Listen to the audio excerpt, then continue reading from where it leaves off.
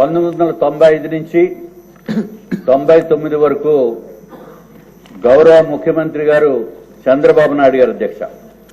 ఆ సమయంలోనే ఎప్పుడు కూడా ఎక్కడా లేనటువంటి విధంగా 36,000 మందికి ఉద్యోగాలు ఇవ్వటం గురించి డిఎస్సి 1998 నోటిఫికేషన్ ఇవ్వటం జరిగింది అధ్యక్ష కంబైన్డ్ రాష్ట్రంలో. అప్పుడు సుమారు 26,000 మందికి ఉద్యోగం ఇవ్వటం జరిగింది అధ్యక్ష. 10,000 మంది మిగిలిపోయి ఉన్నారు అధ్యక్ష. అట్లాగే తర్వాత రాష్ట్రం విడిపోయింది.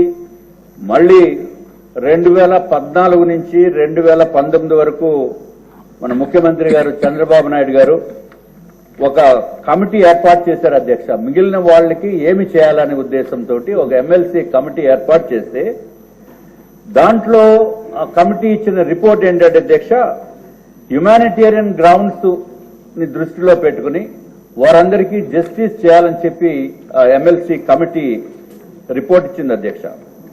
తర్వాత దురదృష్టవశాత్తు ఈ రాష్ట్రానికి పట్టిన దౌర్భాగ్య స్థితి మనం చూసాం అధ్యక్ష.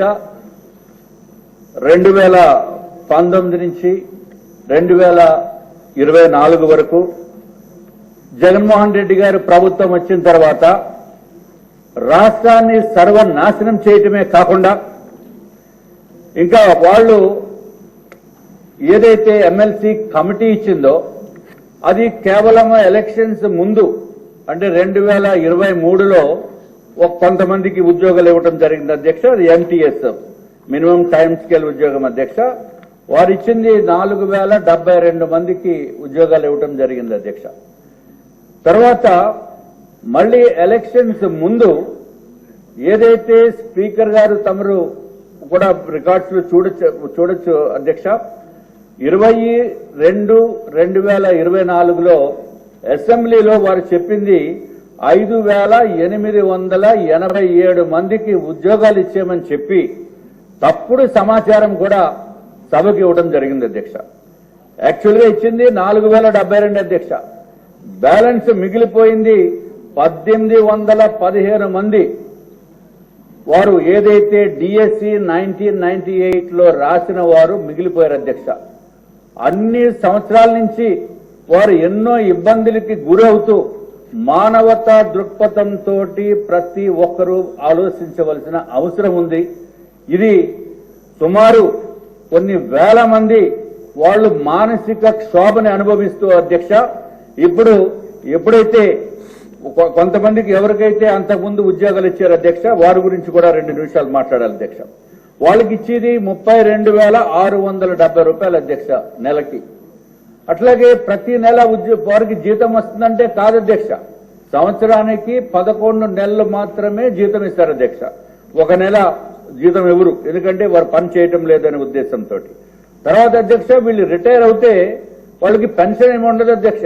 ఆఖరి రోజు తీసుకున్న తర్వాత శాలరీ వచ్చిన తర్వాత ఇంటికి వెళ్ళిపోవటమే. కట్టు బట్టలతోటి ₹1 కూడా ఇంటికి పట్టుకెళ్ళి వెళ్ళడానికి అవకాశం లేనటువంటి విధంగా వాళ్ళు పనిచేశారు అధ్యక్ష. వారికి కూడా ఇప్పుడు గౌరవ మంత్రివర్యులు నేను కోరేది ఏంటి అధ్యక్ష, ఇప్పుడు ఎంతో మంది 4,000 మందికి అంతకుముందు ఎంప్లాయ్మెంట్ ఇచ్చినప్పటికీ కూడా చాలా మంది చనిపోవటం జరిగింది, చాలా మంది ఇబ్బందులతోటి మానేయటం జరిగింది అధ్యక్ష. వారికి 60 సంవత్సరాలు రిటైర్ అయిపోతున్నారు కాబట్టి 62 సంవత్సరాల వరకు ఎక్స్టెండ్ చేయవలసిందిగా ఒకటి కోరుతున్నాం అధ్యక్ష.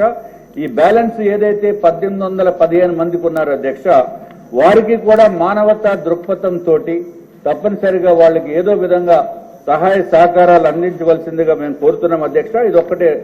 అట్లాగే అధ్యక్ష ఏదైతే మన ప్రభుత్వం ఏర్పడిందో కూటమి ప్రభుత్వము అంటే తెలుగుదేశం పార్టీ, జనసేన, భారతీయ జనతా పార్టీ అధ్యక్ష, ఈ కూటమి ప్రభుత్వంలోకి రావటానికి ఒక కారణం ఏంటంటే అధ్యక్ష, చంద్రబాబు నాయుడు గారు, పవన్ కళ్యాణ్ గారు, ప్రధానమంత్రి నరేంద్ర మోడీ గారు, భారతీయ జనతా పార్టీ 3 కలయిక మూలానే దుర్మార్గపు ప్రభుత్వాన్ని నుంచి ఈ రాష్ట్రాన్ని కాపాడటానికి బయటపడ్డాం అధ్యక్ష. కాపాడే పరిస్థితి తీసుకొచ్చాం. దాంట్లో ఒక కారణం ఏంటంటే అధ్యక్ష, ఏదైతే చంద్రబాబు నాయుడు గారు తనయుడు లోకేష్ బాబు గారు అధ్యక్ష, ఆయన యువగళం పేరుతోటి పాదయాత్ర చేసినది కూడా ఎవరు మర్చిపోకూడదు అధ్యక్ష. అది వన్ ఆఫ్ ది కారణం. ఆయన చేసింది ఏదైతే 27 జనవరి 2023 నుంచి 18 డిసెంబర్ 2023 వరకు అధ్యక్ష, సుమారు 226 రోజులు 3132 కిలోమీటర్లు పాదయాత్ర చేశారు అధ్యక్ష. ఇది రియల్లీ అప్రిషియేట్.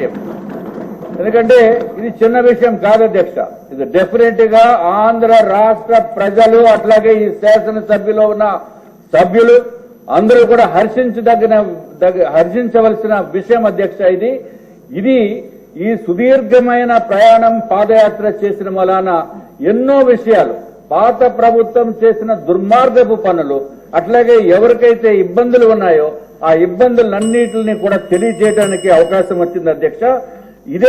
ఇదే పాదయాత్రలో, యువగళం పాదయాత్రలో అధ్యక్ష, ప్రస్తుత మంత్రివర్యుల్ని 5 జూన్ 2023 నాడు ఈ 1815 మంది తాలూకా రిప్రజెంటేటివ్స్ వచ్చి వారికి చెప్పడం జరిగింది అధ్యక్ష.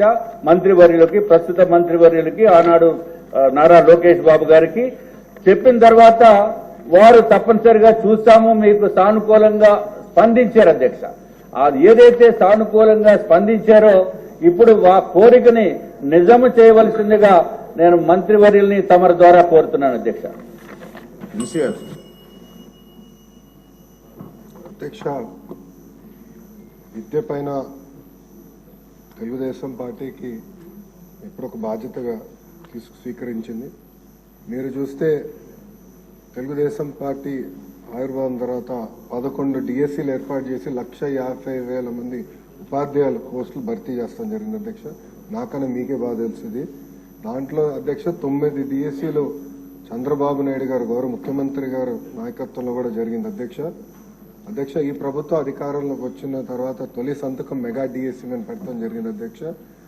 దాంట్లో కూడా అభ్యర్థులందరూ నాకు నా నంబర్ దాదాపు రాష్ట్రం అంతా తెలిసిపోయింది. సో అందరూ నాకే డైరెక్ట్ గా మెసేజ్లు పెడుతున్నారు.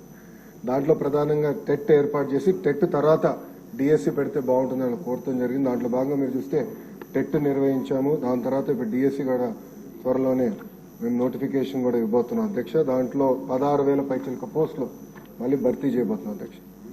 గత ప్రభుత్వం 5 సంవత్సరాల్లో ఒక్క ఉపాధ్యాయ పోస్ట్ కూడా భర్తీ చేయలేదు, కాలయాపన చేస్తాం జరిగింది అధ్యక్ష.